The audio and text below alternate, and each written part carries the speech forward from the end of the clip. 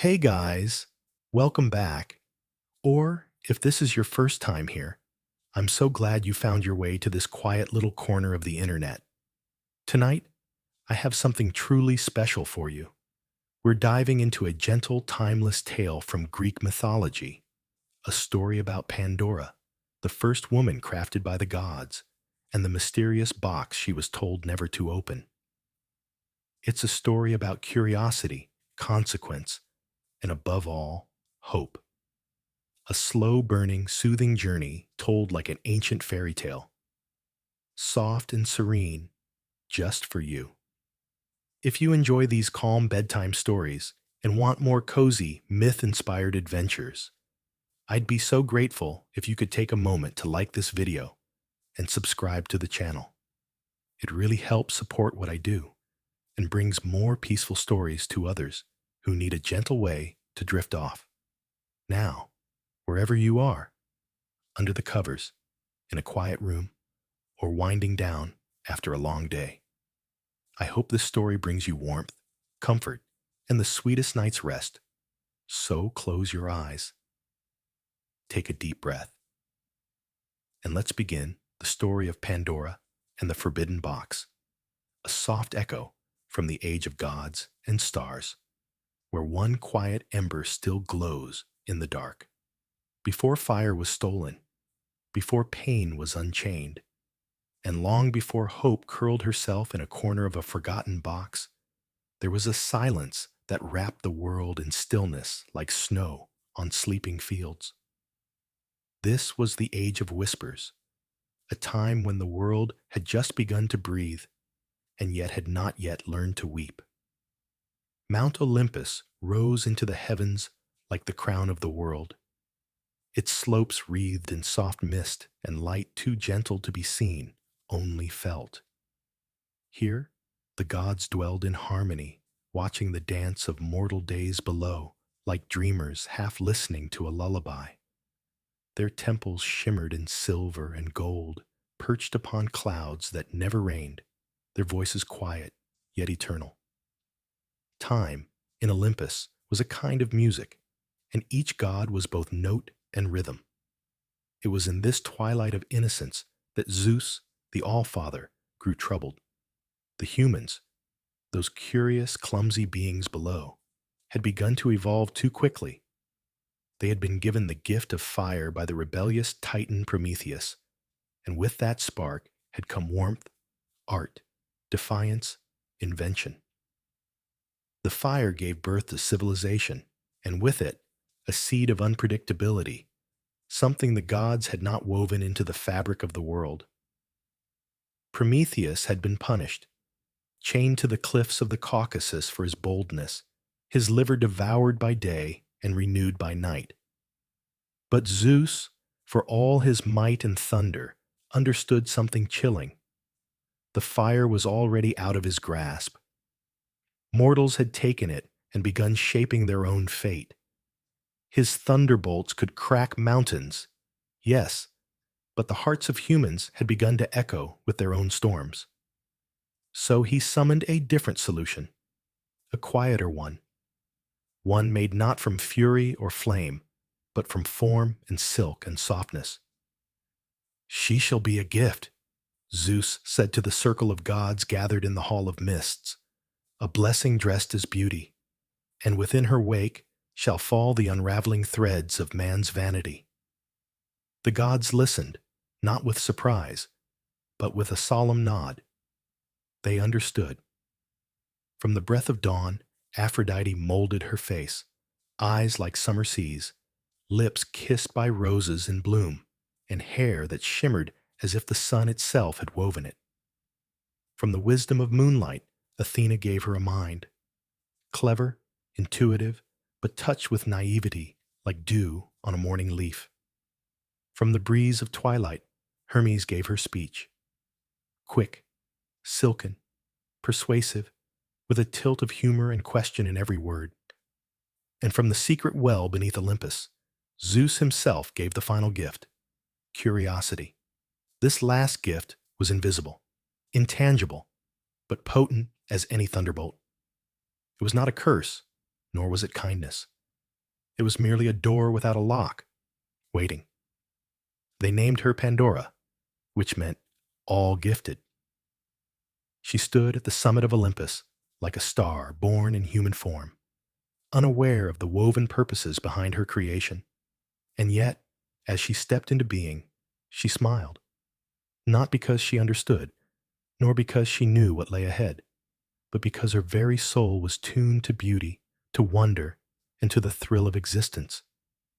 She was the first of her kind, neither goddess nor mere mortal. She was both mirror and mystery. The gods, ever subtle, did not send her alone. Zeus offered her a companion, a husband. His name was Epimetheus, brother of Prometheus, a gentle spirit who had always looked backward rather than forward. He was kind, if a little slow to question. He had been warned by his imprisoned brother never to accept any gifts from Olympus. But when Pandora came to him, smiling like dawn and speaking like a lullaby, the warning was a whisper swallowed by wind. And so the pair made a home among the hills and wild gardens of the earth, where rivers hummed soft music and the trees leaned to listen. The mortals around them watched in awe, for Pandora's presence was unlike anything they had known. Her steps did not crush the grass. Her laughter softened the sun. And in the heart of their small home sat a single, beautiful vessel. It was not a box in the way one might imagine, but rather a jar, tall, rounded, carved with swirls of gold and images that shimmered in candlelight. It stood on its own pedestal, sealed with wax and ribbon. It was a gift from Zeus himself. No words marked it, save a single note carved at its base, to be cherished, but never opened. Pandora asked Epimetheus many times what the vessel contained. He never knew. And though he warned her not to touch it, he did so gently, with a smile. For how could anything so lovely hold harm?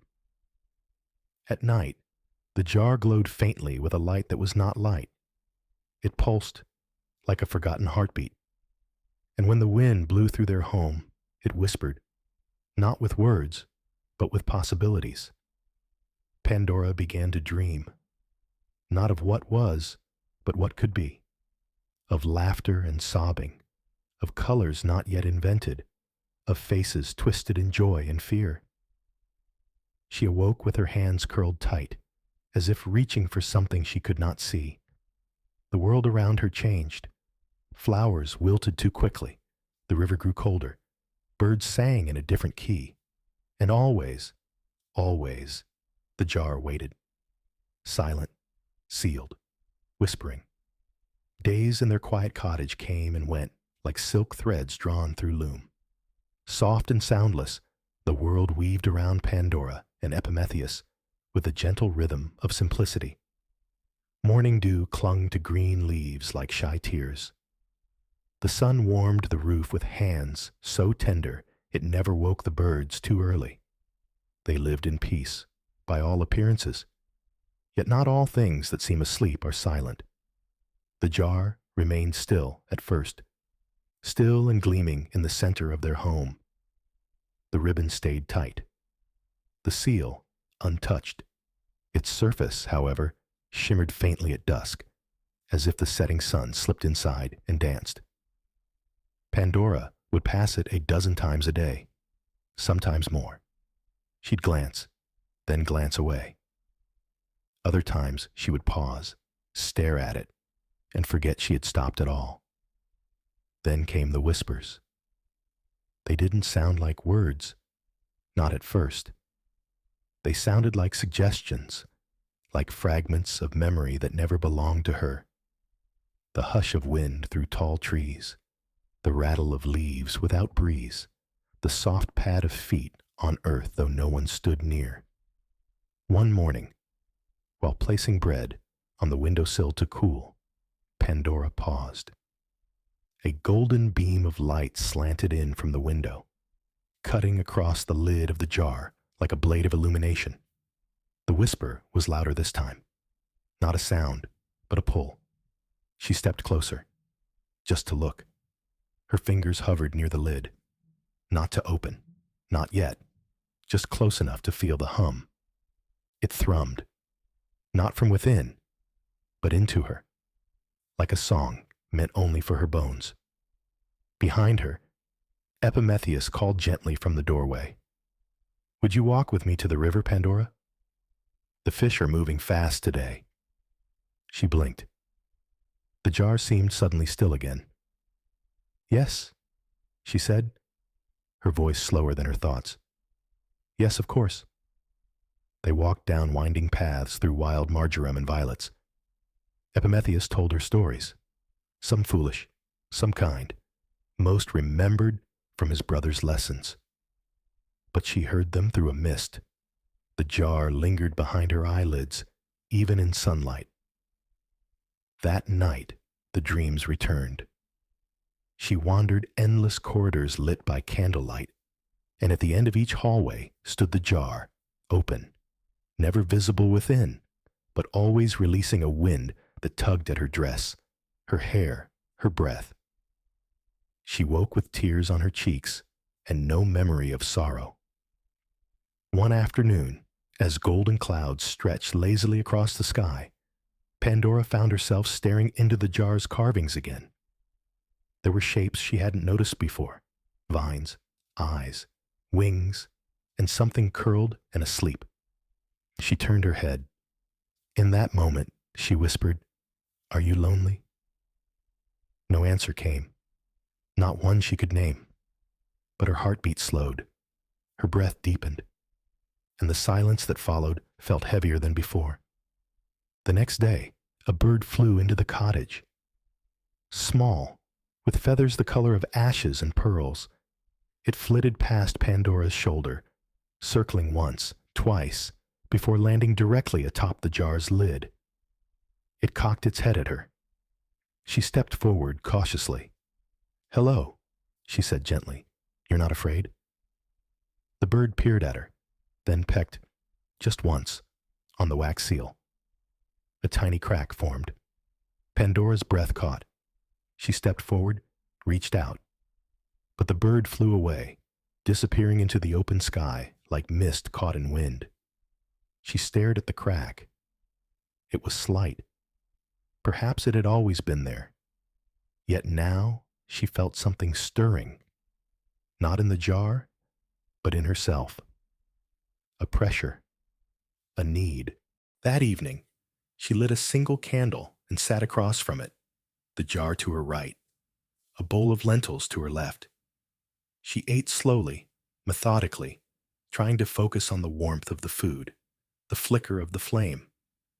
Epimetheus was out gathering wood. She was alone, or perhaps not. "Why are you here?"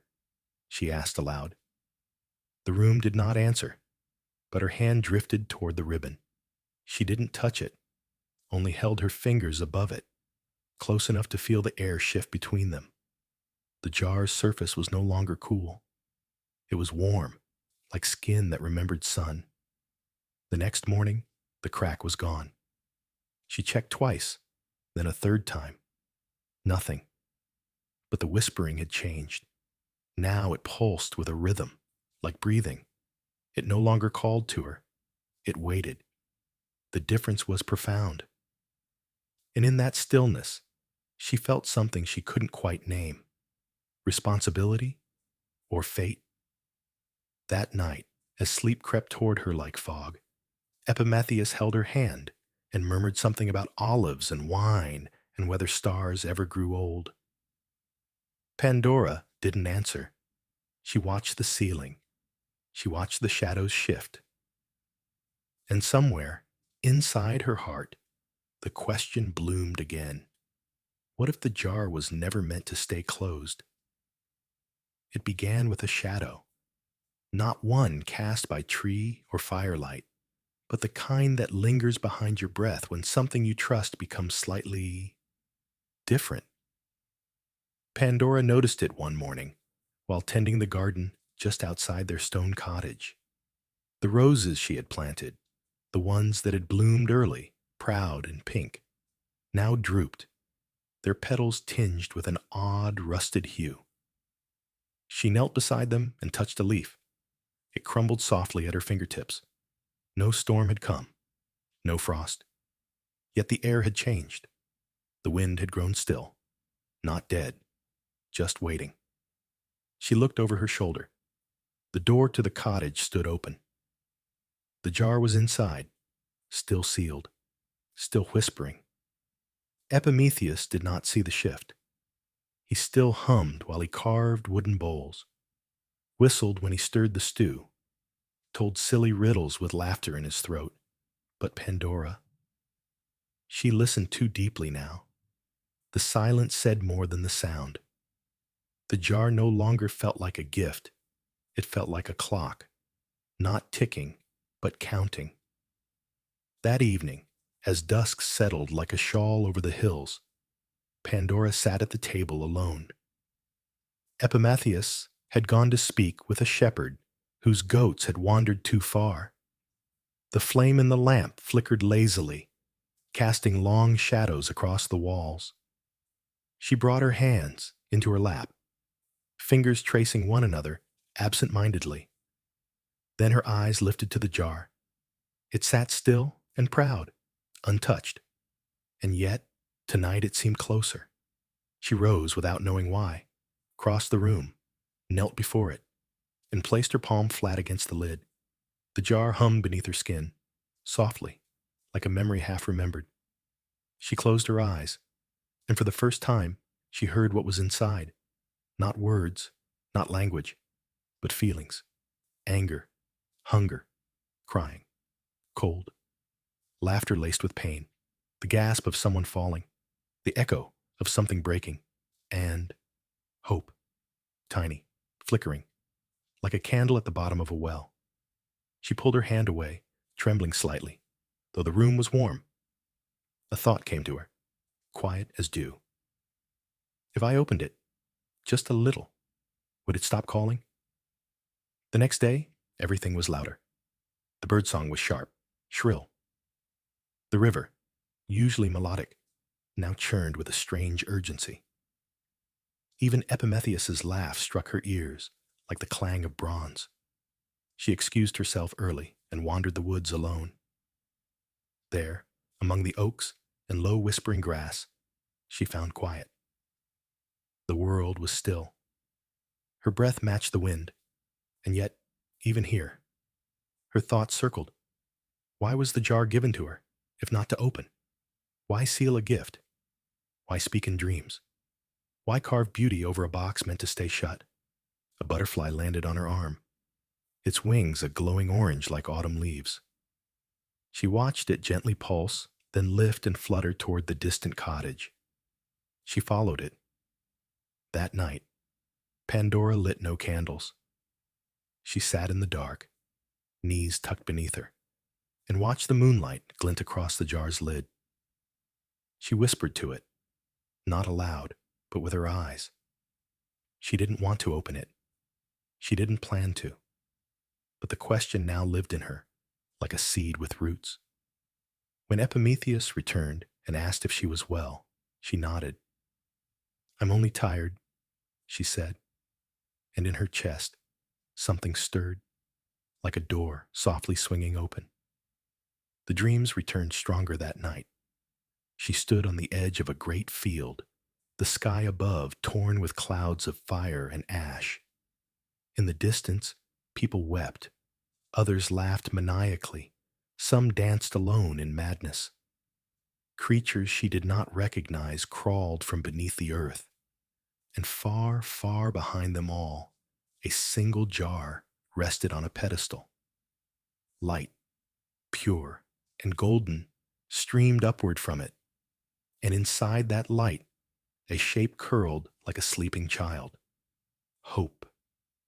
Pandora awoke with a start, heart pounding. The stars were still out. The world was calm, but the dream still clung to her like a shawl made of mist. She got up, stepped barefoot across the stone floor, knelt by the jar, and listened. This time, the whispers were different. They did not beg. They did not threaten. They invited. Like a door cracked open just enough to reveal a warm fire inside, Pandora placed her hands on either side of the jar. She breathed in slowly, and the seal pulsed beneath her thumb. The morning sun rose slowly, brushing gold over the stone walls of the cottage, like a hand smoothing tangled hair. A soft hush hung in the air, not silence exactly, but a pause. Even the birds, ever eager to sing at the break of dawn, seemed hesitant that day. Pandora awoke with the taste of wind in her mouth. It was not bitter, not sweet, just strange. Like air from a place she had never visited. She sat up, her blanket pooling around her waist, and looked across the room to where the jar waited in the shadows. The first slant of light had already caught its curve, setting its golden patterns aglow. It looked more alive than it ever had. Epimetheus stirred beside her, but did not wake. He mumbled something inaudible and turned away, his back rising and falling in the rhythm of dreams. Pandora rose. Each step across the stone floor felt like walking through another layer of thought. One for innocence, one for doubt, one for knowing, one for choosing.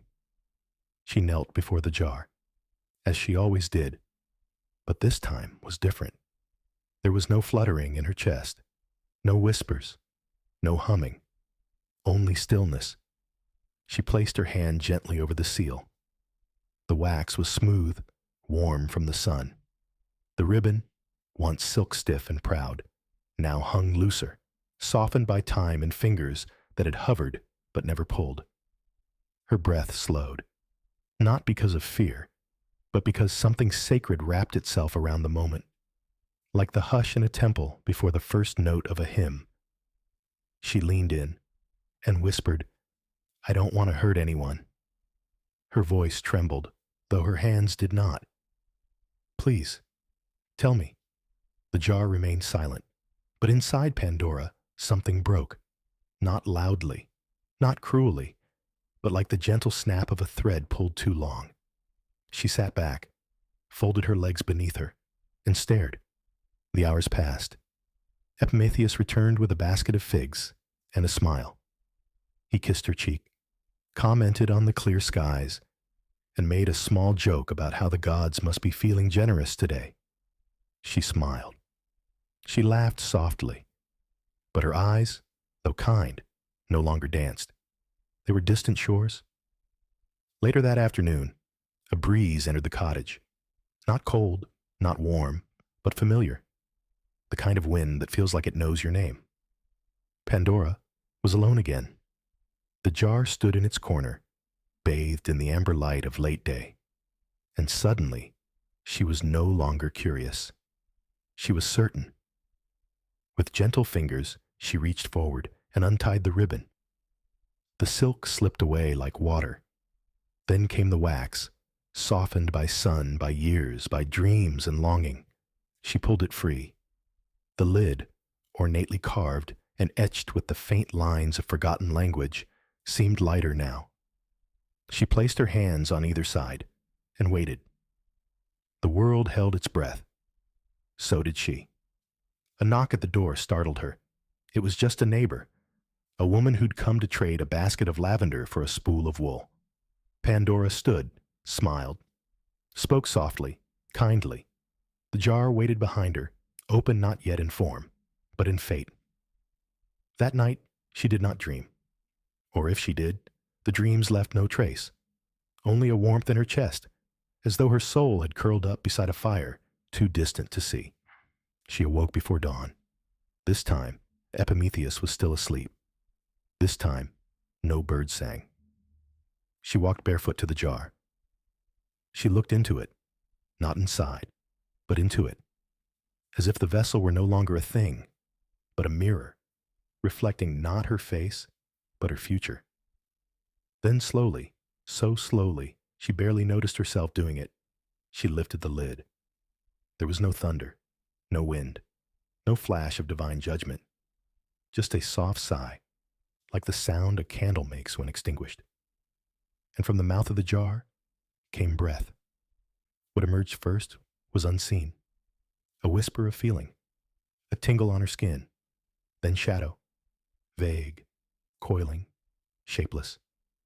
It brushed past her cheeks, her shoulders, her hands, and it was not just one shadow, it was many, each moving in its own way.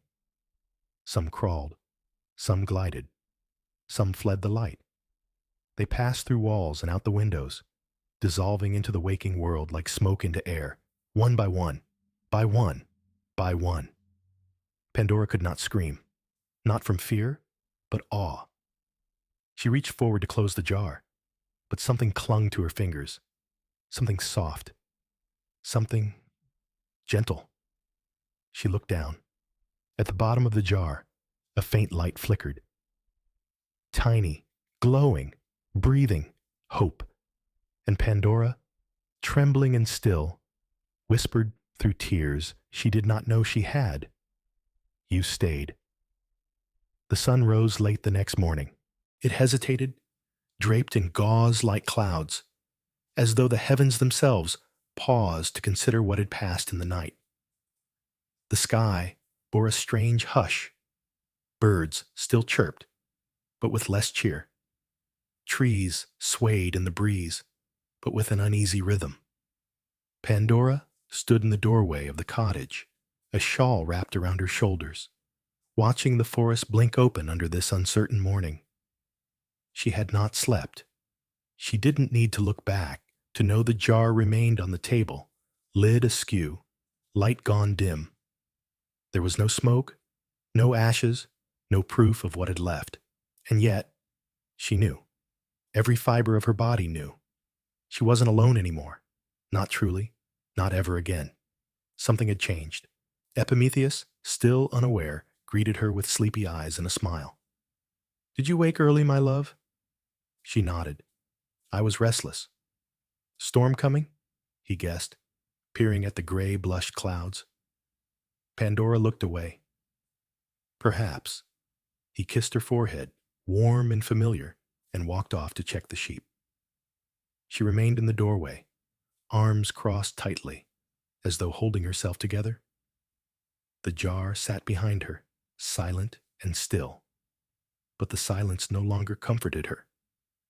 Far from their home, in the small hills where a family once lived in laughter, a child woke crying. She could not explain it, only that something had brushed her dreams, a shadow with teeth, though it made no sound.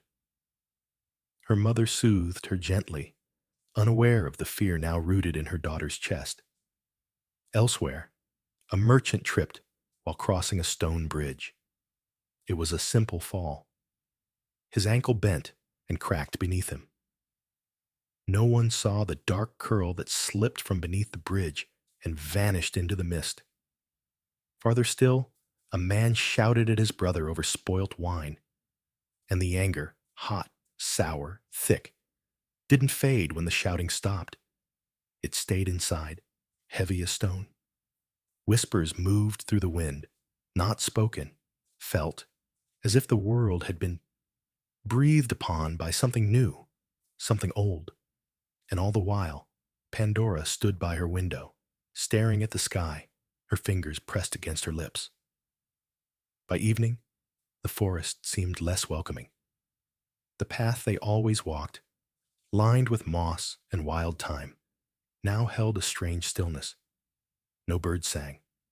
No frogs croaked. Even the breeze came differently, sharper around the edges. Epimetheus noticed her unease. "Is something wrong?" She opened her mouth, closed it again.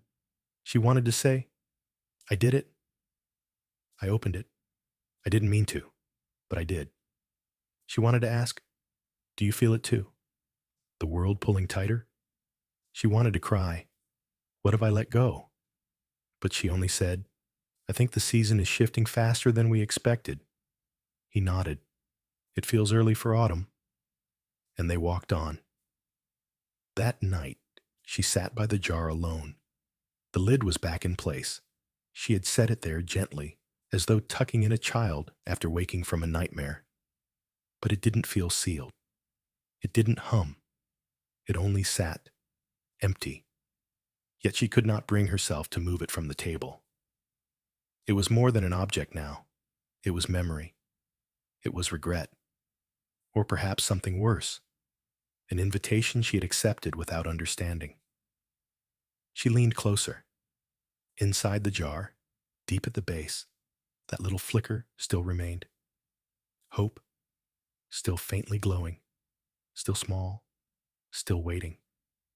In the village beyond the trees, tensions brewed. Crops that once grew tall now wilted sooner. The rains came less often, or too strong. Some said it was the season. Others said it was something deeper. They began to speak of omens, of spirits, of curses. And though no one named it, the fear was alive. Children became quieter. Dogs barked at corners. And across the sky at dusk, clouds gathered like ink in water. Pandora ventured into the village a few days later. She brought bread and cheese and a few dried herbs to trade.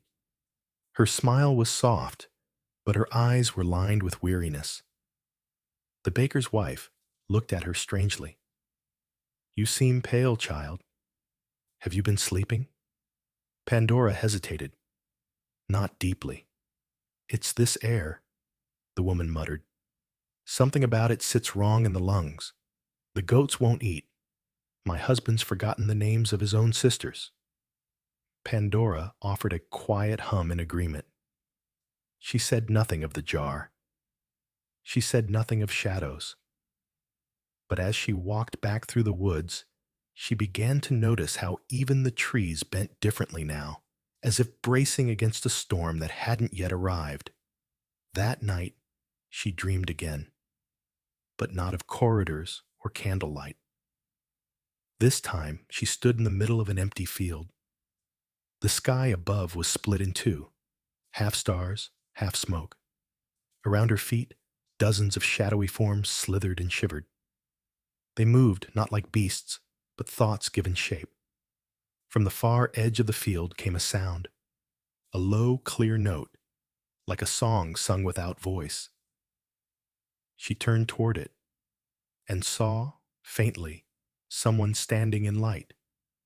Not divine, not monstrous, just waiting. She woke with tears in her eyes, though she had not felt sadness, only gravity, the pull of something she had already begun. She sat again beside the jar. She did not touch it. She only looked. And after a while she whispered, "Tell me what I must do now." The jar said nothing, but something inside her heart shifted, not guilt, not fear, but calling. The days grew longer, yet the light seemed thinner. Sunlight, once thick and golden, now spilled through the trees like water through fingers, faint, restless, never quite warm. The leaves hadn't fallen yet, but they had lost their shine.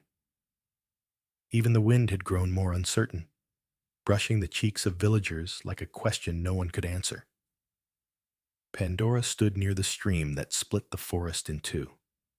The water still moved, still shimmered, but beneath its clarity lay shadows, longer than the trees above, too deep for such a shallow brook. She crouched down, watching the current sweep past her fingers. She dipped her hand in. The cold stung in a way it hadn't before. She closed her eyes and whispered, not to the water, but to whatever still listened inside her. Was I chosen for this? The stream offered no reply, only the sound of its endless running, forward, forward, never backward. At home, Epimetheus grew quieter, not distant, not cold, but watching. She caught his eyes lingering on her when he thought she didn't notice.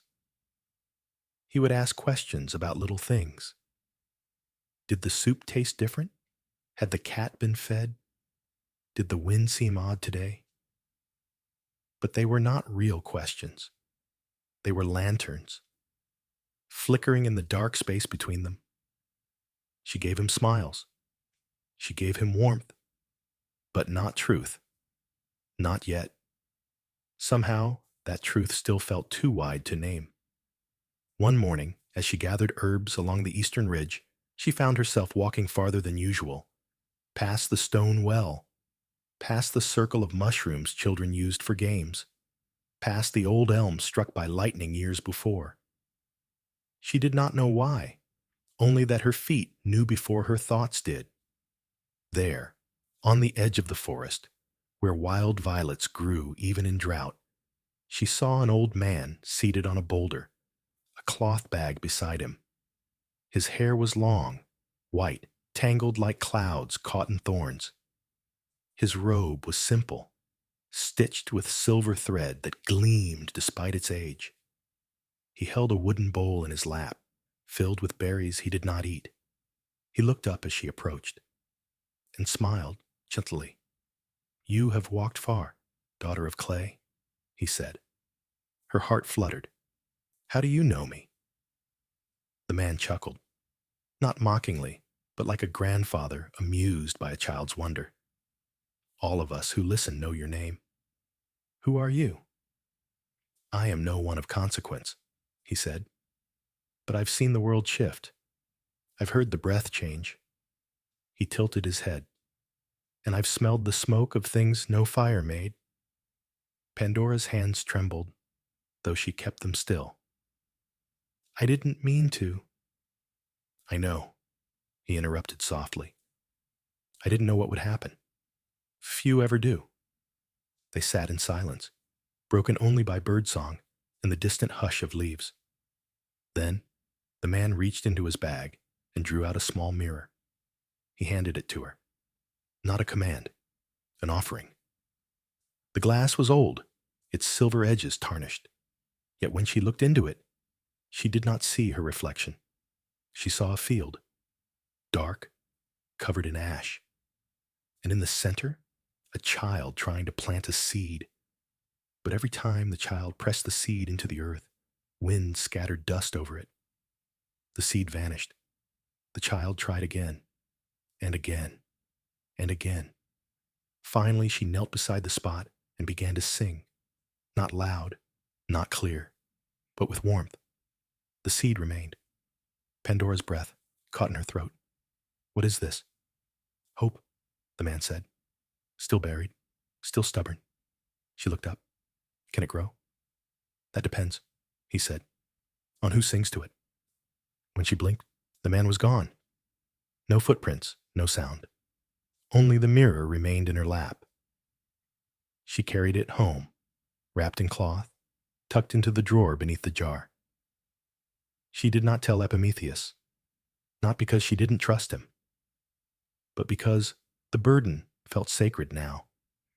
Not a secret, but a silence meant to be carried like a candle through wind.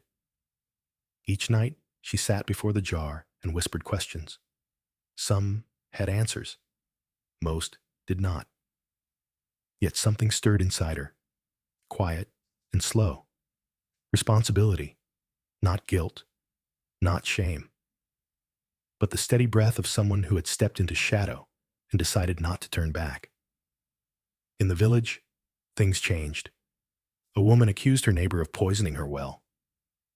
A boy disappeared for a night and returned with eyes wide and speechless. The healer's remedies no longer worked the way they once did. People began to whisper. Not always about Pandora, but never far from her. They said she was beautiful, but too quiet. They said her eyes looked at things no one else could see. They said maybe it had started with her. Maybe the silence followed her. Maybe the shadows knew her name. One afternoon, Pandora stood in the center of the village square, waiting to trade linens for salt. Children laughed nearby. Men argued over fishing lines. Life continued. But above them, a flock of blackbirds spun suddenly into the sky, erratic, loud, frantic. The square fell silent, and every head turned toward her. She felt it. Not hatred, not fear, but wait, as if the world was waiting for her to speak. She turned and walked home. That night, Epimetheus asked, "Do you believe in fate?"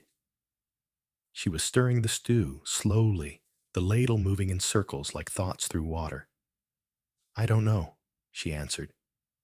"Do you believe we are chosen, or do we choose?" She turned to him and said, "I believe the two meet halfway, and neither is ever certain." He smiled sadly and kissed her hand. Later, as she sat by the jar, the mirror in her lap, she heard, at last, not a whisper, but a voice. Not loud, not clear, but steady. From deep within the jar, from where hope still glowed faintly, came the sound. "It is not over." Her hand closed around the mirror, and she whispered back, "Then I will stay." It began with a child's question. "Why is Mama sad when it doesn't rain?" The boy's voice drifted through the window of a small cottage near the edge of the forest. He was no older than 5, with a wild crown of curls and bare feet dusted with the earth of late summer. His mother stood by the fire, stirring broth, her back bent more from weariness than age. Outside, Pandora walked past the house carrying a basket of wild pears. The question caught her ear, and her steps slowed. She did not know the child. She had never spoken to the mother. But for a moment, she felt as though she had known them forever. Because the sadness in the woman's silence was one she recognized. It was the same kind that sat in her own chest each night, like a visitor who no longer needed to knock. Pandora continued walking, but more carefully now, as if each footfall might stir the dust of invisible things. The villagers no longer greeted her with suspicion. They greeted her with questions, small ones at first. "Have your herbs grown better than ours this year? Did you feel the air turn heavy before the last storm? Do you hear them?" And though she never asked who they were, Pandora always knew. The shadows, the unseen, the ones that had fled the jar. She never lied, but she did not always answer with words.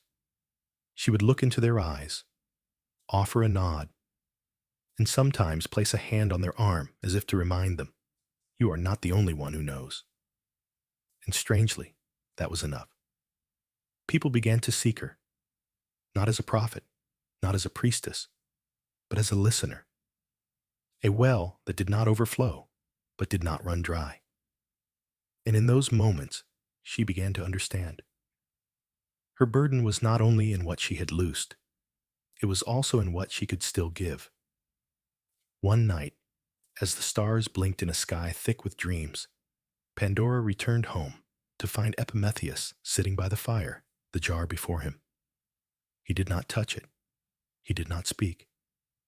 He simply watched the faint light at the bottom, hope, pulse, like the last ember of a great hearth. She knelt beside him. Neither of them needed to say it. He knew now, and he had known for some time. After a long while, he spoke. "I never asked you why you opened it." Pandora stared into the jar. "Because it called. And would you do it again?" She paused. The silence stretched, not awkward, but holy. Then she whispered, "I don't know, but I know I wouldn't run." He took her hand, held it like a promise. The next day, she gathered bundles of rosemary, sage, and a few pale roses from the garden. She carried them to the clearing where the stone circle stood, a place the old ones had used long ago for songs and sky watching. There, she laid the herbs down in the center and sat quietly.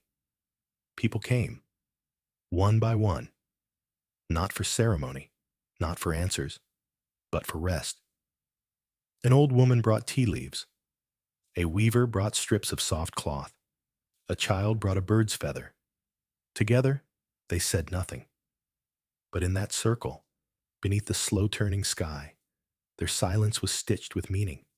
No prayers, no confessions, just presence, just breathe, just being. From that day, the clearing became known not as a shrine, but a quiet, a place to set down the noise of fear. Not all came. Some still hid. Some still cursed the gods. Some still blamed the shadows. But others began to listen to each other, to the trees, to themselves. One evening, as twilight painted the sky in lavender and gold, a young girl approached Pandora's home. She clutched a small clay bowl in both hands, her face streaked with tears, but her eyes clear. "I lost my sister," she said, no louder than a breeze. Pandora knelt. "I'm so sorry." The girl held out the bowl. Inside was a stone, smooth, warm from her touch. "I want her to have it, wherever she is." Pandora didn't speak. She only took the stone gently and placed it into the jar, just beside Hope. For a moment, the ember flickered brighter. That night, Epimetheus whispered, "You're not healing the world, are you?" She shook her head. "No," she replied, voice tender, "but maybe I'm helping it remember how." The rains came, not in torrents, not with lightning or wrath, but in soft, steady sighs. It began with a morning mist, light enough to mistake for dream. Then came the drizzle, thin silver threads stitching the sky to the earth. For days, the rain lingered like an old song, familiar, haunting, needed. Pandora stood outside in it, her arms stretched gently to her sides, palms open. The water kissed her cheeks, rolled over her lips, soaked her shawl. She smiled. It was not joy, not entirely. It was relief, as if the world had exhaled just a little and remembered something it had nearly forgotten. She glanced at the forest. The leaves lifted slightly. The trees, once bowed in brittle silence, now shimmered faintly with life. Something had shifted again, not undone, but softened. Inside their home, the jar remained where it had always been, on the smooth wooden table near the hearth. The glow within it flickered now more regularly. It wasn't brighter exactly, but steadier, like the breath of someone newly woken, not quite speaking, but alive. Epimetheus had started leaving small things by it each morning. A flower, a feather, a folded note he never read aloud. He said nothing of it, and Pandora never asked, but each offering seemed to make the jar feel lighter, as though it, too, was being heard. One afternoon, while Pandora ground herbs in a shallow stone bowl, a group of villagers arrived.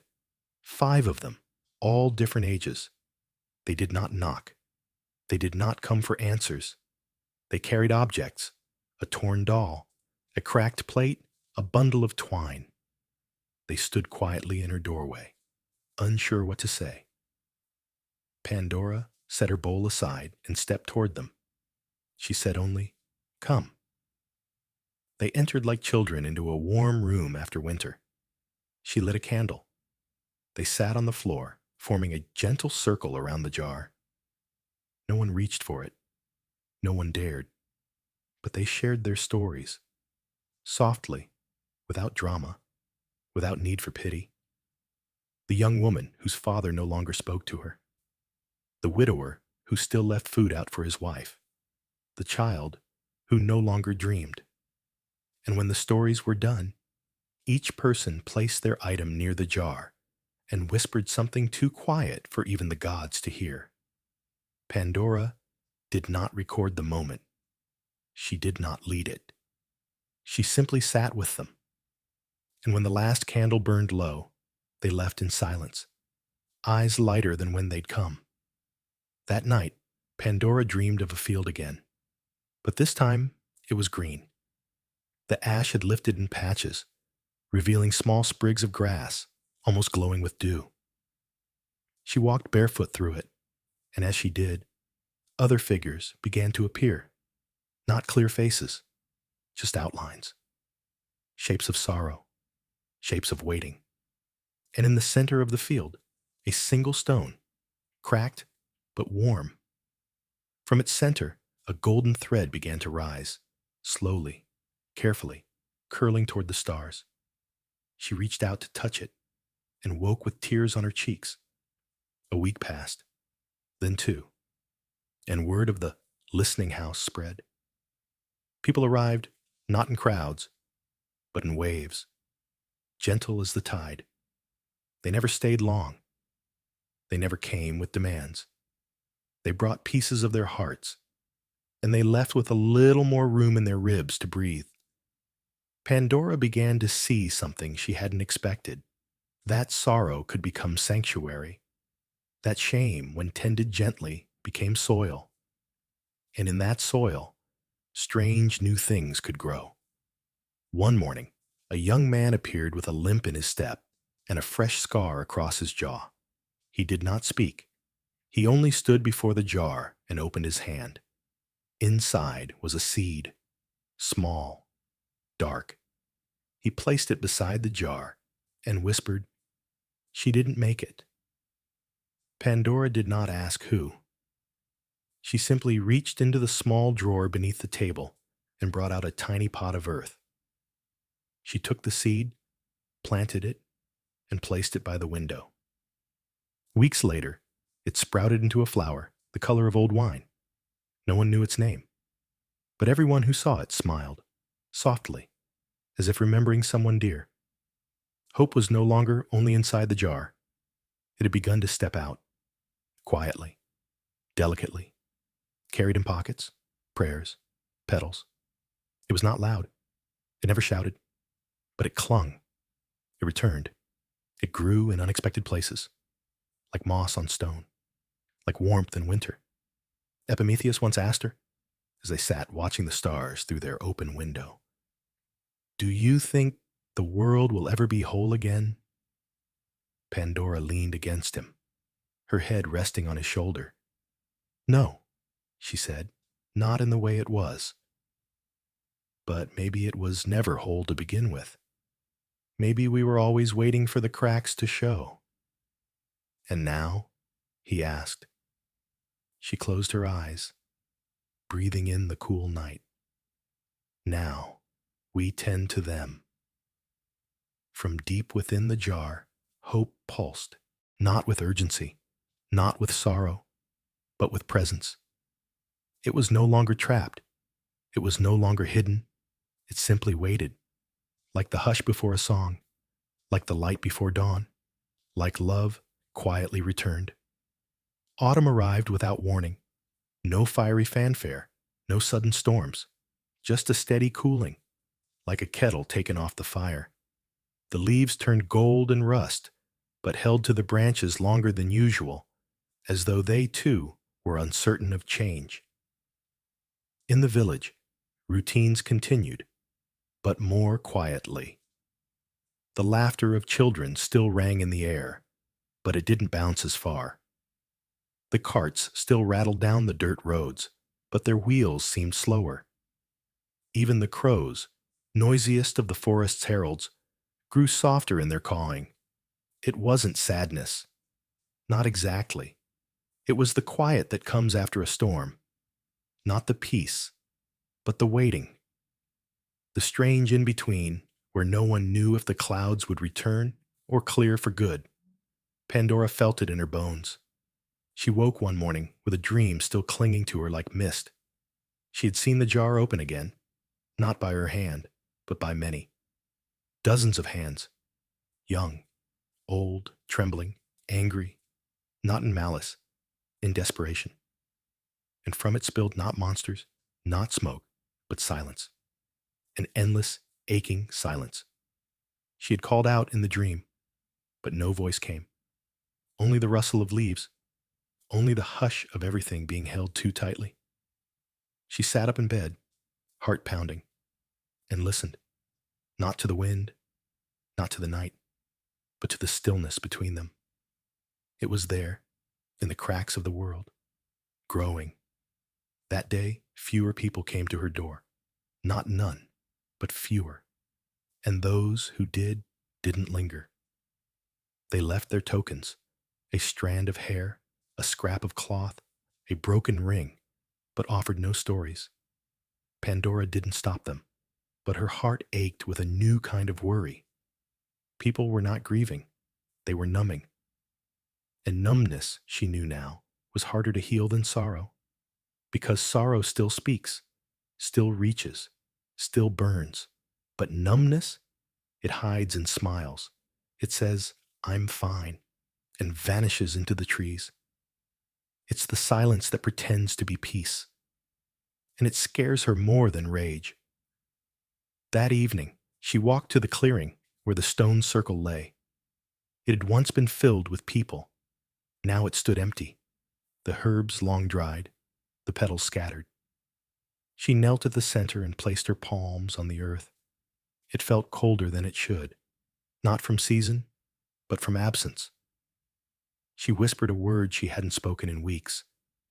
Elpis, the name of the last light, the name of what remained.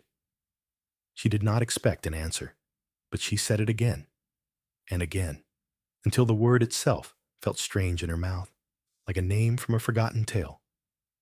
Later that night, Epimetheus watched her from the doorway as she tended the garden in the dark. "You're out late," he said. She didn't look up. "The radishes are thinning." He came to her side. "It's the season." "No," she said, pulling a wilted stem. "It's something else." They stood in silence. He placed a hand on her shoulder. "You can't carry them all." "I'm not trying to." "But you ache as though you do." She wiped her hands on her skirt. "Something shifted," she said. "People are holding their breath. Maybe they're resting." "Maybe," she whispered, "or maybe they're forgetting how to cry." The next morning, a single child came to the house. A boy with eyes too old for his years. He didn't speak. He didn't smile. He only placed a small wooden carving on the doorstep. A tiny bird, wings tucked close, as if bracing against a storm. Then he walked away. Pandora held the carving in her hand for a long time. It was smooth from use, too smooth, as if it had been held for many nights in quiet hands, a comfort no longer enough. She brought it inside and placed it beside the jar. The glow inside flickered briefly, and she imagined, for just a moment, that she heard a faint rustle, a heartbeat, a breath, or the memory of one. In the days that followed, dreams returned to her, but they were no longer fields or stars. They were doorways, dozens, hundreds, all slightly ajar, and behind each, the sound of something scratching, not violently, but persistently, wanting to be let out, or perhaps let in. She woke one morning and found the jar's glow dimmer than usual, not gone, but tired. She sat before it, the bird carving in her lap, and whispered, "What do I do when they forget to feel?" There was no answer, only the faint warmth of the jar against her palms, like the last coal in a long dark hearth, waiting, not to be praised, not to be feared, but to be remembered.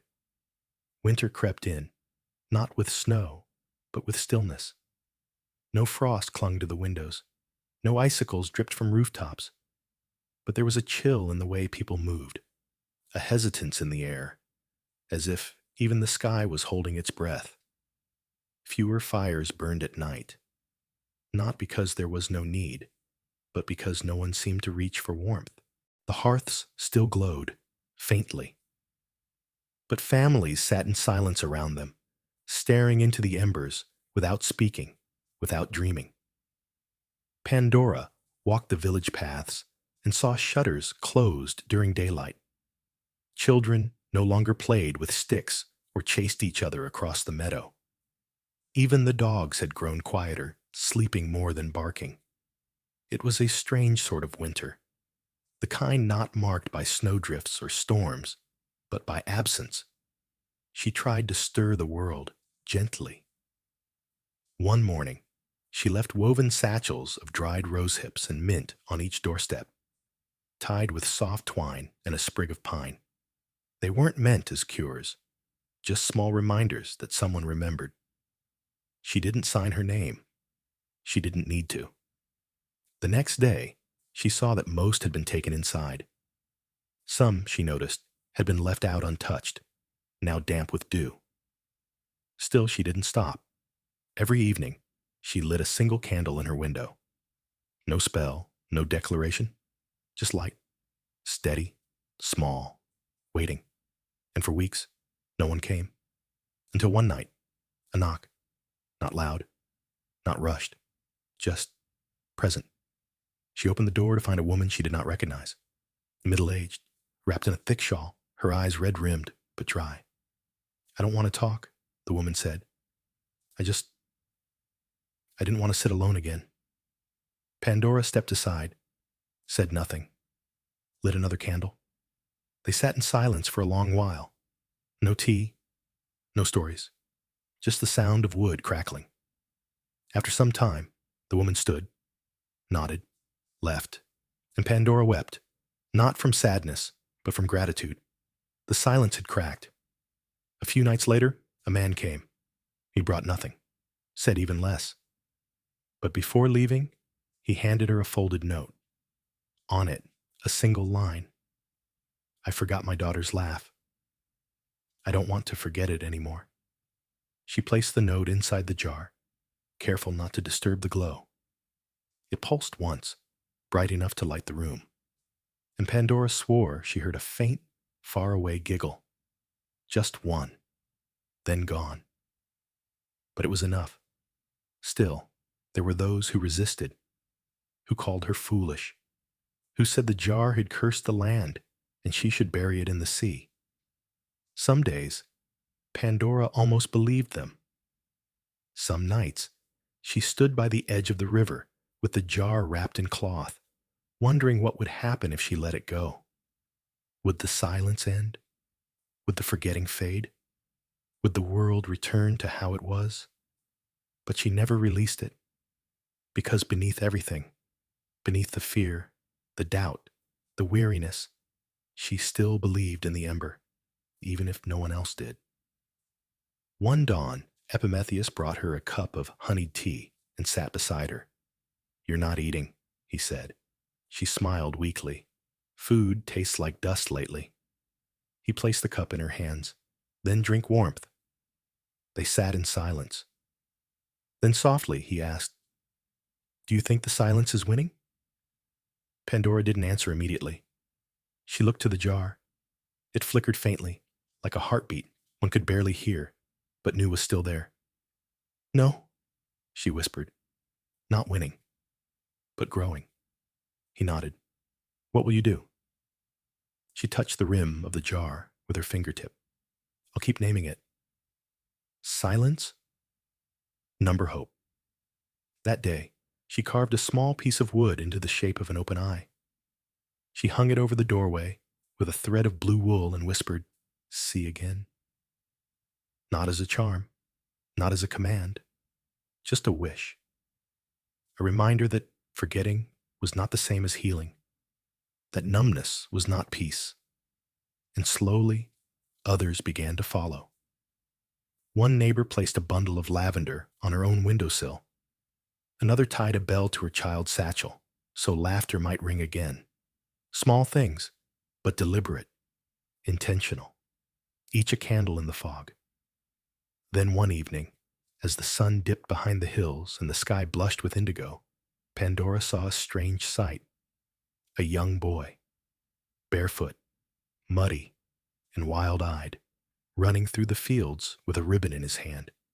The ribbon streamed behind him like fire, catching the light, catching the air, and as he ran, he shouted a single word over and over, "Remember!" No one stopped him. No one scolded him. Some watched from their porches, unsure. But a few, just a few, began to smile, as if that one word had shaken something loose. A frozen branch, a closed door, a quiet soul. That night, As the stars pricked holes into the velvet sky, Pandora stood beside the jar and whispered into it. They are waking. And from within, hope pulsed. Stronger than before. Not blinding. Not loud. But alive. Very, very alive. The wind changed. Not in speed or temperature, but in feel. A shift in direction that barely stirred the leaves, yet made the skin shiver as if it had passed through something older than time. Pandora noticed it first while standing in the garden. The rosemary leaned toward the east instead of the sun. The scent of soil changed. Earthy, yes, but tinged with something like iron and longing. She looked toward the hills and saw the outline of three figures walking slowly, side by side. Strangers, but not dangerous.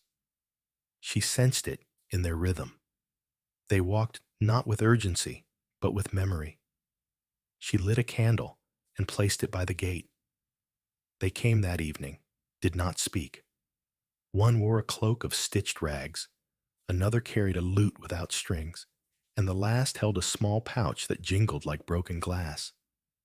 They sat with her beside the hearth, did not remove their cloaks, did not ask questions, just listened. Not to her voice, but to the silence between the crackles of fire. When they stood to leave, the one with the pouch leaned in and said, "There are places where the silence becomes a wall." The one with the lute nodded. And sometimes, the only way through is to play a song that no one remembers. Then they left. No footprints in the frost, no name, no promise to return. But that night, the jar glowed blue for the first time. And Pandora felt something move inside her. Not hope as she had known it, but a different kind of echo. One that asked not for healing, but for witness. The next morning, she found children drawing on the road again. Not many, just 3. 2 girls and a boy. They used chalk and charcoal, smearing stars and flames across the stones. One girl whispered a story about a fox that could turn invisible, but only when it was loved. Pandora brought them warm cider and watched from the porch. When they left, she bent down and traced their drawings with her fingers. The lines were rough, incomplete, but they vibrated. They were alive, not finished, but beginning. Later that week, she found a message carved into the base of the old oak tree near the well. Not a name, not a curse, just a symbol. A jar, with rays coming out of it. Around it, dozens of small pebbles were placed in a perfect circle. She did not ask who made it. She didn't need to. It was enough to know that someone still believed the light inside was worth remembering. Epimetheus returned late one evening with a knapsack full of half-melted candles. "From the edge of the forest," he said. They were left outside the old chapel. He emptied them onto the table. Some had bits of bark stuck to their sides. Others were bent, sun-warped. None matched. Pandora lit each one, lined them across the windowsill. Their flames danced out of sync. But the room glowed like a memory. Warm, real, not perfect. Just enough. That night, she dreamed not of darkness or doorways, but of a great hall carved into a mountain. Thousands of people stood in silence, each holding a tiny flame in their hands. They didn't speak. They didn't move. But their lights flickered toward the center, where a single, enormous jar sat, cracked open, glowing gold, and whispering in a language no one knew, but all understood. When she woke, she remembered the feeling, not the words. A breath held by a universe, and then released. People began leaving stones outside her door. Smooth ones, carved ones, even ones painted with small marks, spirals, tears, fire. She asked no one to do this. She thanked no one for doing it, but she placed each one on the garden wall. And as the wall grew, the wind quieted. One afternoon, a child tugged at her sleeve. She turned. The girl pointed to the jar. Is the light inside lonely? Pandora knelt, brushed hair from the girl's face. Yes, she said, but it's never alone. Why? Because even when no one touches it, someone is always thinking of it. The child nodded solemnly, then tiptoed to the jar and placed a single silver button beside it.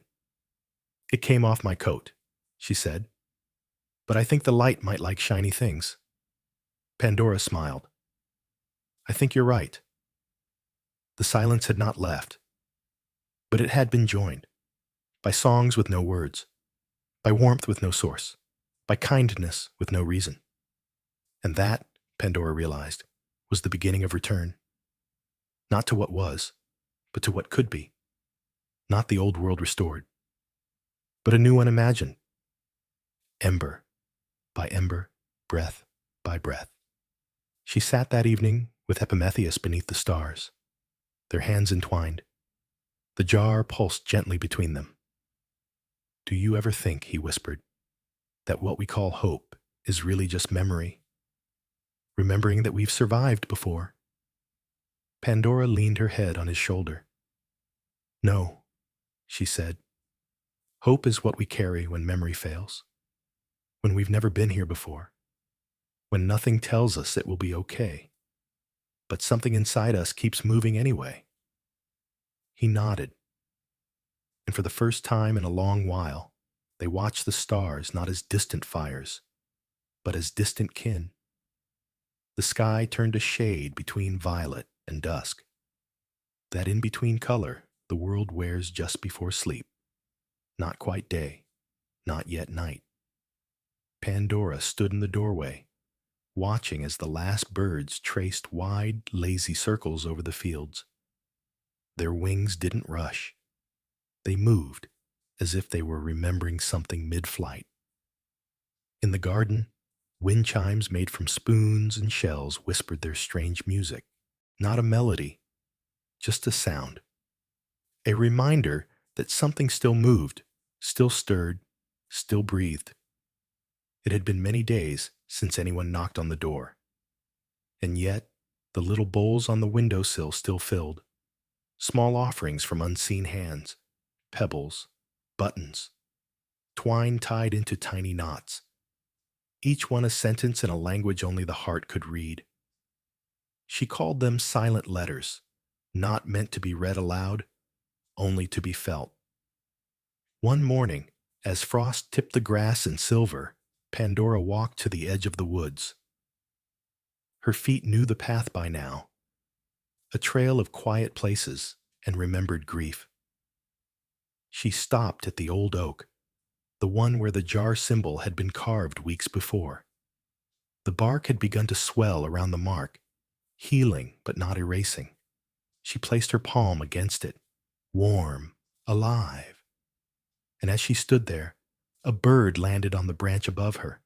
It was ordinary, brown feathers, round eyes, but it tilted its head in such a way that made her smile, as if to say, "Still here." She whispered softly, "So am I."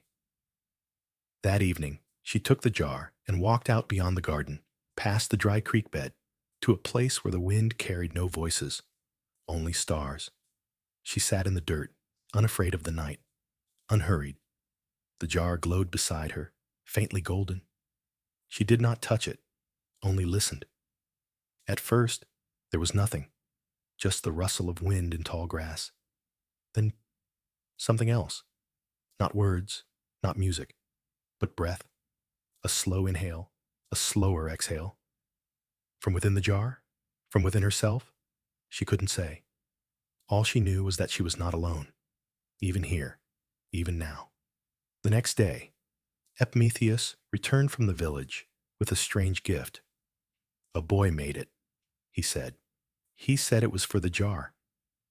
He held out a small contraption, a wheel carved from apple wood with feathers stitched into the spokes and a string that spun it like a windmill. It sings when it spins, Epimetheus added, almost sheepish. They placed it beside the jar and waited. Nothing happened at first. But that evening, as dusk folded over the house, a small breeze crept through the window. The wheel turned, the feathers fluttered, and a note, high and sweet, whistled into the room. The jar responded, its glow warmed. A soft pulse, a kind of joy. Pandora laughed, a sound so unexpected she startled herself. It echoed off the walls. And for the first time in weeks, the silence did not swallow it whole. It held it, returned it. That night, she wrote a letter. Not to anyone in particular, just words, inked slowly on handmade parchment. To the ones who cannot speak what they feel. To the ones who forgot the shape of their own voice. To the ones who walk through the world like ghosts. The silence is not your fault. You were never meant to carry so much without help. And though no one may see you, I do. The jar does. We are still breathing. So are you. She folded it, did not seal it, left it under a stone by the road. By morning, it was gone. Winter passed like a slow breath. The snow never came, but the cold softened. The silence lingered, but changed. It no longer loomed like a curtain. It thinned. And in the thinness, something shimmered, like a reflection just beneath water, or the hum before a song begins. Pandora tended her garden again. Some herbs had not survived, but others, thyme, sage, hyssop, pushed through the soil like small miracles. She didn't call them that, but she thought it. Sometimes. She hung a piece of cloth over the doorway. Not a spell, not a shield. Just a message stitched in careful lines.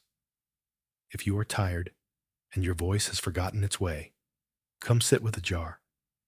It remembers for you. And some did, one by one. No stories, no ceremonies, just quiet. Presence. Hands resting near the light. Eyes watching the flicker. Hearts remembering they had rhythms. On the final night of that season, a girl stood at Pandora's gate.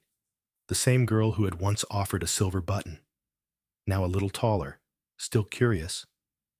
She asked, "Will the jar ever run out?"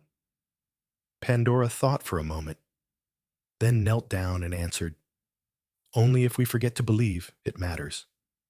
The girl blinked. "I won't forget." "I know." And then the girl smiled, not wide, not bright, but real, and ran off into the twilight. Later, alone in the kitchen, Pandora turned to the jar one last time that night. She traced its rim with her fingertip and whispered, "I see you. I thank you. I'll keep listening."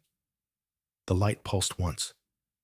Not a promise, not a reply, just a presence.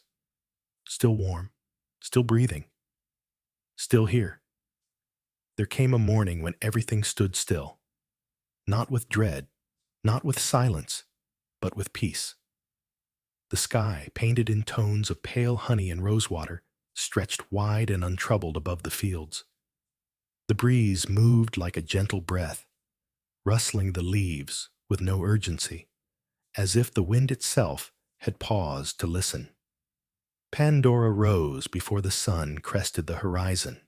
There was no reason for her to rise so early anymore. No pressing visitors, no frost to clear, no message to send. And yet, she woke with a purpose, a quiet, inexplicable pull, like the distant memory of a song you hadn't sung in years, but suddenly knew all the words to. She wrapped herself in her oldest shawl, the one that smelled faintly of lavender and ash. It had frayed edges now, worn by time and nights spent near the fire, but it comforted her in ways no new garment could. The jar sat on the table, still glowing, not bright, not dim, just constant, steady, waiting. She lifted it in both hands and walked toward the hill she always climbed when words were too heavy. when silence became a friend instead of a cage, when remembering hurt, but forgetting would hurt more. The path had changed over the seasons. What was once overgrown and rocky was now clear, shaped by feet that had wandered here seeking stillness. Even the grass bent slightly as if to guide her. She reached the top just as the first rays of sunlight spilled over the horizon. The village below was waking, windows blinking open, doors creaking as early risers stepped out to greet the dawn. She could smell bread baking from the far side of the river, hear the faint clatter of pails from the well. But here, atop the hill, all was quiet. Not empty, not silent, just quiet. She sat down with the jar nestled in her lap. Its glow responded instantly, warming like a touch, softening like a whisper that said, "You are not forgotten." She looked out over the land, this strange, quiet, beautiful world, and found herself wondering how many hearts had once held embers like this, how many had dimmed, how many had flared too brightly, too fast, then gone out. She did not mourn them, not today. Today, she honored them. She reached into her pocket and pulled out a tiny book. Inside were letters, not from others, but from herself. Messages she had written in the darkest hours, folded and kept for a day when she would need reminding. One by one, she read them aloud, not to the air, not even to the jar, but to the very space around her. You are allowed to be tired. You are allowed to sit, but the flame still needs you. Hope is not blind. It sees everything and still stays. Not all light is meant to lead. Some is meant simply to warm. And the last, even when your hands are empty, what you've given remains. She smiled, folded the pages, held them to her chest. The breeze turned warmer, wrapping around her like a shawl made of breath and memory. A rustle behind her. She turned, a child, no more than 5, holding a bundle of dandelions. She didn't speak, just looked at the jar, wide-eyed and reverent. Pandora nodded toward her. "Would you like to sit?" The girl nodded, tiptoed forward, and sat cross-legged beside her. They didn't speak. They didn't need to. After a moment, the girl placed the dandelions beside the jar. The golden seeds caught in the breeze, lifting and spiraling around them like tiny suns. "Are they magic?" the girl asked softly. Pandora tilted her head. "Only if you believe they are." "I do," the girl said. And in that moment, so did Pandora. As the sun climbed higher, more arrived. A young woman with a painted rock. An old man with a carved flute, broken but treasured. A quiet boy holding a string of beads, each one drawn by something unseen but deeply felt. And together they formed a circle, not close, not bound, but present, each carrying something small, something fragile, something once lost and now remembered. They said nothing about what had come before. They asked nothing about what was next. They just were, and it was enough. At midday, Pandora stood and held the jar aloft, not high, not like a torch, but close to her heart. She closed her eyes and whispered, "Thank you for waiting, for burning when we did not, for glowing when we turned away. You are not the last. You are the beginning." The jar pulsed, one final golden beat, and then it dimmed, not to blackness, not to nothing, but to something quieter, an ember, a promise, a seed. That night, no one slept early. Not because of noise, not because of fear, but because no one wanted to miss the moment the stars arrived. They watched from porches, from window sills, from worn blankets laid across the earth. And when the first star appeared, it flickered. Then the second, then the third. until the sky was a sea of quiet fire, and every heartbeat in time was something larger, something older, something unbroken. Pandora lay beneath the stars, the jar beside her, now dim, now humming. Epimetheus joined her, his hand finding hers. No words passed between them, only breath, only warmth, only the sound of something still breathing, even in the dark. And that was enough. The next morning, the ember glowed just enough to warm the jar's center, not enough to light a room, but enough to remind anyone who looked that it still lived. Pandora rose slowly, her body stiff, but her mind calm. The air was damp with dew, the kind that kissed your skin and lingered in your clothes. Birds called low to each other, not yet ready for song. She carried the jar to the windowsill and placed it next to the small wind spinner Epimetheus had brought weeks ago. It turned in the gentle wind, feathers brushing the glass as if to say, "Still here." From outside came footsteps, not hurried, not heavy. A woman appeared at the gate, not someone Pandora recognized, though she moved with the calm assurance of one who knew exactly where she was. She wore a wool shawl, edges patched with hand-stitched stars. Her hair was silver. Her eyes were kind. She held no gift, only a story. "My grandson told me about the jar," the woman said as she stepped closer. "He came home glowing. I hadn't seen him smile like that since his mother passed." She paused. "I wanted to see it for myself. But more than that, I wanted to see who had kept it safe." Pandora said nothing. She only stepped aside and let the woman enter. They sat together in the garden. The woman spoke softly, of sorrow that had not faded but softened. Of mornings she rose out of habit, not hope. Of evenings where she waited for grief to fall asleep first. Pandora offered tea, and the jar offered its silence. But not the cold kind.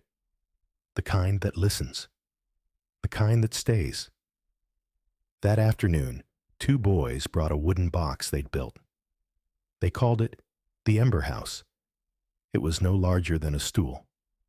Its top was open to the sky, and its walls painted with finger-smudged stars. They placed it beside the bench in the square and wrote on the side, "If you need to remember something warm, sit here." No one said who made it, but people began to visit, just for a moment, just to sit. And sometimes, just sometimes, they left behind things. A pebble, a poem, a pressed flower in wax paper. The ember never left the jar, but its presence was there, unmistakable. Because people didn't need to carry fire. They only needed to carry the memory of warmth. Epimetheus, who once feared he had forgotten how to be useful, began carving spoons, each one different, each one smooth, made of old olive wood. On the handle of every spoon, he etched a single word, "Still." When he handed one to Pandora, he said, "Because sometimes being still is the most faithful act there is." She understood. She tied a bit of thread around it and hung it on the wall beside the door. Soon others brought spoons too, not to use, but to give, to place quietly in gardens, on steps, at strangers' gates. Gentle reminders that presence itself was a gift. One night, a storm rolled over the mountains, not violent, but heavy with wind and the smell of copper rain. Pandora feared the jar might dim further in the damp. But instead, as thunder growled low across the valley, the ember inside pulsed in time with each rumble, not shrinking, but listening, echoing, honoring. In the dark of her room, the shadows danced in slow arcs across the ceiling, and Pandora realized the ember no longer needed to be seen. It only needed to be known. The following week, a small group of travelers stopped in the village. Word of the jar had reached them. not as myth, not as miracle, but as a whisper. They brought no offerings. Instead, they asked if they could carry something away, not the jar, not the ember, but the practice, the intention. Pandora handed each one a small bundle of thread and a stone warmed by the hearth. "That's all?" one of them asked. "That's everything," she said. The travelers left the next morning, heading toward distant hills. Weeks later, messages arrived, not in envelopes, but carved into bark, woven into baskets, painted on driftwood, and left by rivers. The light is still warm. A child fell asleep holding the stone. An old woman traced the thread across her heart. The ember in the jar flared slightly at each telling, not brighter, but deeper. A light now layered with meaning. A flame fed not by fuel, but by memory. One evening, Pandora sat by the hearth and watched as a moth circled the jar. It didn't burn its wings. It hovered, drifted, and then settled on the rim. Calm. She whispered, "Even you know." And the jar hummed gently in response. By then, no one came to see the jar for what it was. They came to feel what it meant. It had become something larger than the object itself. A story told not in one voice, but in many. Not written in ink, but in gesture. A hand held out. A door left open. A bowl of soup left on a windowsill. The ember didn't need to spread. It had already arrived. In every place where stillness was honored, where silence was safe, where hope no longer needed a reason to exist, only space. Time passed gently, like a shawl being folded, crease by crease, into memory. The days were longer now. Mornings lingered before handing themselves over to noon. Evenings stretched their shadows wide, and stars arrived like soft exclamations across the sky. Pandora no longer marked time by calendars or moons. She marked it by the return of birds, by the smell of herbs in bloom, by the way the light fell through the windows differently each season. But mostly, she marked it by the stories. They came in pieces, tiny, worn smooth by travel. Children reciting rhymes they learned from someone who had once sat by the jar. Travelers humming tunes with no known origin, but with warmth threaded between the notes. Drawings etched on bark, spirals, feathers, flames, all pointing to something remembered. They didn't come to her. They moved through the world. The ember had become a whisper passed hand to hand, a flame that didn't burn, but stayed. One afternoon, Pandora sat beneath the old cedar behind her cottage. She held a piece of slate and scratched shapes onto its surface. Stars, a wave, a spoon, a thread. Next to her, a boy no older than 8 copied her movements with a stick in the dirt. "Why do you draw those?" he asked. "To remember," she said. "Remember what?" "That fire doesn't always come from lightning," she said. "Sometimes it comes from kindness, or from sitting still long enough to hear someone else's heartbeat." He nodded solemnly, then added one more drawing to the earth, a small circle with lines like rays. "The jar," he said proudly. She smiled. Later that week, the boy returned with his mother and sister. They didn't bring offerings, only stories. The mother shared one of her own. "When my son was born, I was alone. I remember wrapping him in a blanket and whispering stories into the dark, pretending someone was whispering back." She paused, then looked at Pandora. "I didn't know it then, but that's when my ember lit." The girl beside her tugged her mother's sleeve and added, "I have one too. It lives in my pocket." She reached in and held out a smooth pebble, painted gold. "I keep it close when I feel scared. It gets warm sometimes." Pandora didn't take it. She simply said, "Then it's already working." Each evening, after the cottage was quiet, Pandora lit a single candle from the jar's ember, not to see by, but to remember by.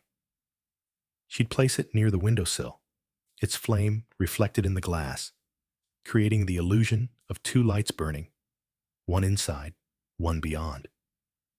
Some nights, neighbors left candles too, a small trail of flickers along the path, like breadcrumbs of hope for anyone walking through shadow. There were no signs, no announcements, just the quiet agreement. We are still glowing. One morning, Epimetheus returned from a walk with something curious in his hands.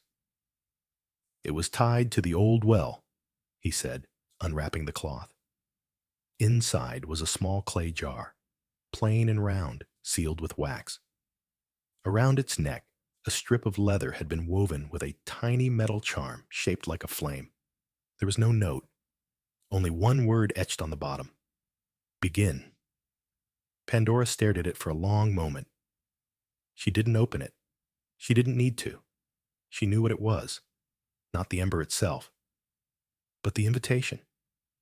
That evening, she sat beneath the stars and wrote, "There may come a day when the jar grows cold, when no one remembers the sound of its hum or the way it lit up tired faces. But even then, in a pocket, in a garden, in a lullaby, the ember will wait, not gone, just quiet, waiting for a hand, a breath, a story to remind it what it was always meant to be." She folded the page, tied it with red thread, and placed it inside the clay jar Epimetheus had brought. Then gently, reverently, she set the jar in the hollow of the cedar tree, a hiding place, a keeping place, for someone not yet born or someone finally ready. In the days that followed, small jars began appearing in unlikely places, on windowsills, in 3 knots, beneath bridges, tucked into the folds of blankets donated to strangers. None were opened. That wasn't the point. They weren't containers. They were reminders that even when nothing burns, something still glows. One clear afternoon, Pandora walked with her hand resting lightly on the arm of a young girl from the village. They stopped by the river, where sunfish darted between stones and reeds waved like dancers. "Do you think the ember will ever go out?" the girl asked. Pandora thought for a long moment, her eyes on the current. "No," she said softly, "not unless we stop looking for it." The girl took her hand and gave it a small squeeze. "Then I'll always look." And in that moment, Pandora felt something warm. Not the jar, not the sun, but the quiet certainty that everything she had kept, guarded, and tended was already in good hands. Not her own, but the world's. That night, the stars came earlier than expected. The sky shimmered with the silver hush of dusk meeting dark. And Pandora, for the first time in many seasons, fell asleep without lighting the candle. Not because she forgot, but because she knew. The ember didn't need watching anymore. It had become part of the world. Not a secret, not a shrine, but a rhythm, a way of being, a fire that taught others how to glow. Winter came softly that year. There was no warning, no sudden freeze, just a quiet slowing, of days, of footsteps, of breath. The sun grew gentler in the sky, and the wind began to sing lower notes as it moved through the bare trees. Pandora sat near the hearth, the jar beside her on the old wooden table. Its ember glowed as always, no brighter, no dimmer, just present. She sipped tea, laced with honey and thyme, its warmth resting in her chest like an old friend. Her hands had grown more delicate with age, thinner, the skin soft like worn linen, but they still moved with purpose. She was finishing a blanket. It wasn't for herself. It wasn't for anyone in particular. She just knew it needed to be made, row by row, thread by thread, each loop a memory, each knot a quiet promise. Around her, the room was still, no ticking clocks, no creaking floorboards. Even the wind outside seemed to wait. And in that stillness, she smiled, because this, too, was fire. That evening, Epimetheus lit the lanterns in the village square. He no longer needed to.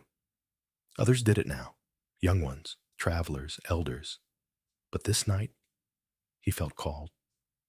As the tiny flames danced behind glass, he looked toward the hill where it had all begun. The bench still stood. The ember house was faded now, its stars smudged by time, but the space was not empty. Someone always visited, sometimes just to sit, sometimes to leave a token. Feathers, shells, broken toys mended with string. The flame lived on in those small acts. He placed one more lantern on the path back to the cottage and whispered, "Still." In her final letter, never sent, never read aloud, Pandora wrote, "If you are reading this, then the ember has not gone out. Perhaps you found it in a story, perhaps in a stranger's kindness, or in your own hands, doing something for someone else. Whatever brought you here, know that you are the continuation, not of me, but of the light. Guard it not with fear, but with love. Let it change shape. Let it be reimagined. Let it be carried in songs, in recipes, in lullabies sung into tired ears. It is not fire that burns. It is fire that remains." She folded the note and tucked it into the lining of her shawl. Then, with hands steady and eyes clear, she rested her head beside the jar and closed her eyes. Not in sleep, but in knowing. Knowing the ember did not need her anymore, because it had become part of everything. In the seasons that followed, no announcement was made, no monument was built. The cottage remained. The hilltop grew wilder. But the story moved like roots under earth, like smoke through trees, like dreams passed from grandmothers to children on long winter nights. People would sometimes whisper her name when the fire burned low and someone offered tea. They'd smile, or nod, or simply close their eyes.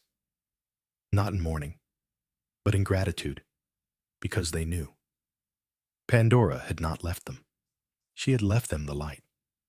Somewhere, far from the village, a girl in a red cloak knelt beside a quiet stream. She held a tiny glass jar, warm to the touch. In it, a single curled flame rested like a heartbeat. She didn't know the whole story. She didn't need to. She only knew that whenever she held the jar, she remembered the way her mother's voice sounded when she sang, the feel of her sister's hand when they were scared, the warmth of bread from the oven, and the small, certain truth that even in darkness, something inside her waited patiently to glow. When she stood, the girl looked toward the trees. The wind stirred her cloak. She began walking, not to deliver the ember, not to guard it, but to live by it. Each step a spark, each breath a blessing, each silence a home for hope to rest in. And behind her, though no fire burned, a trail of light was left behind, seen not with the eyes, but with the heart. So the ember lived on. Not in jars, not in temples, but in glances shared, in meals prepared with love, in hands held across distances too wide to measure, in every story whispered at bedtime where the child asks, "Was she real?" And the storyteller answers, "She is." Because what matters is not whether the flame was once stolen or given, but that it was shared, and that someone still remembers how to keep it glowing. And so, as the stars now rise high above the sleeping earth, Pandora's story quietly settles into the silence of the night. A tale not just of gods and punishment, but of the one thing that endured when all else was lost. Hope. From the moment she opened that forbidden box, letting loose sorrow, sickness, fear, and all manner of pain into the world, it would have been easy to see her as the one who brought darkness. But that's not the end of the story, is it? Because beneath it all, resting at the bottom, waiting, was Elpis, the spirit of hope. She didn't escape like the others. She stayed, quiet, steady, patient, and in doing so, she reminded us of something precious. That even when the world feels too heavy, even when our hearts ache with questions or regrets, there is always a glowing ember beneath the ash, a warmth waiting to be remembered. Pandora's gift was not just the box. It was the lesson that sometimes our greatest strength comes not from what we avoid, but from what we endure, and how gently we keep going. So as you lay here now, eyes closing, heart slowing, let her story echo softly in your thoughts. Let it wrap around you like a warm blanket. Let it remind you that no matter how dark the night may seem, you carry a light inside you that will never truly fade. Thank you so much for spending this quiet time with me tonight. If this story brought you peace, please consider liking the video and subscribing to the channel for more gentle stories just like this. Until next time, sleep deeply, sleep safely, and may your dreams be filled with stars, kindness, and just a little bit of magic. Good night.